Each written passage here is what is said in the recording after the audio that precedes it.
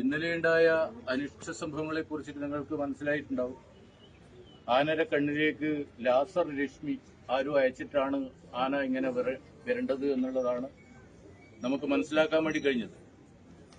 ആരാണോ അതിന്റെ പിന്നിലെന്നോ അതിലെ അറിയാതെ കണ്ട് സംഭവിച്ചു പോയതാണോ എന്നും പറയാൻ വേണ്ടി പറ്റില്ല.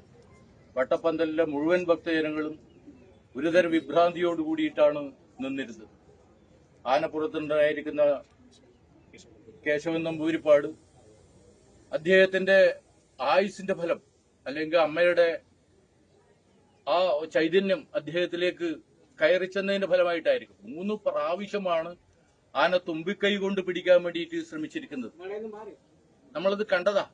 അദ്ദേഹം ആ വിമ്മുവായിട്ട് ബാക്കിലോട്ട് ഇങ്ങോട്ട് ചാഞ്ഞു നിന്നതിന്റെ ഫലമായിട്ടാണ് അദ്ദേഹത്തെ ആ തുമ്പിക്കൈ കൊണ്ട് ആനക്ക് പിടിച്ച് പുറത്തേക്ക് ചാടാൻ വേണ്ടി കഴിയാത്തൊരു സാഹചര്യം ഉണ്ടായത്.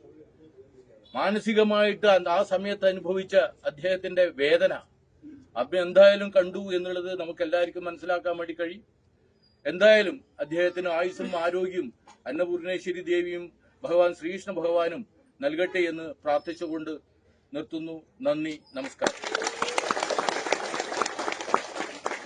ഈ ചടങ്ങിനോടൊപ്പം അന്നപൂർണ ശ്രീ സേവാ സമിതിയുടെ കൃതജ്ഞത രേഖപ്പെടുത്തുകയാണ്.